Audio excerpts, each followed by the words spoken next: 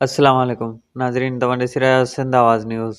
ठटो ठटे में आबादगार ऐं हारी तबिको जेके अॻु में ई ज़रई बहिरान खे मुंहुं ॾेई रहिया आहिनि, हाणे सब्ज़ियुनि जे मुनासिब अघ न मिलण सबबि वधीक माली मुश्किलातुनि जो शिकार थी विया आहिनि।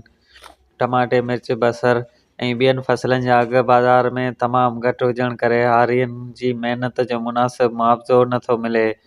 हुकूमत तरफ़ां ज़रई टैक्स बिल लाॻू करणु सूरतहाल खे वधीक ख़राब करे छॾियो आहे, छाकाणि त अॻे ई वधंदड़ पैदावार जे ख़र्चनि, पाणीअ जी खोट ऐं मार्केट में विचोलियनि जे असर रसूख़ सबबि हारी आबादगार मुश्किलात में हुआ। हाणे जेकॾहिं ज़रई सब्ज़ियुनि जा मुनासिब अघ न मिलिया त केतिरा ई आबादगार अॻिते हली ज़राअत खां हथ कढी सघनि था, जंहिंसां न रुॻो संदनि गुज़र सफ़र मुश्किल थींदो पर आम वापे जे शयुनि जी बि खोट पैदा थी सघे थी।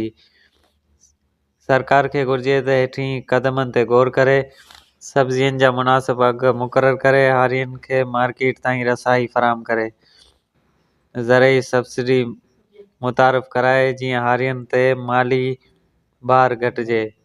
विचोली ऐं वापारी माफ़िया ख़िलाफ़ कार्रवाई करे जेके हारियुनि खां सस्तो फसल वठी शहरनि में महांगो विकिरो कनि था।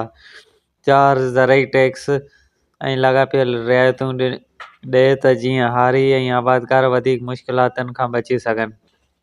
हीउ बहिरान सिर्फ़ ठटे ताईं महदूद न आहे पर सिंध जे ॿियनि इलाइक़नि में बि साॻी सूरतहाल आहे। जेकॾहिं फौरी तौर ते क़दम न खंया विया त हारियुनि लाइ ज़राअत जारी रखणु मुश्किल थी पवंदो, जेको सिंध जे ज़रई मईशियत लाइ बि वॾो दचको हूंदो।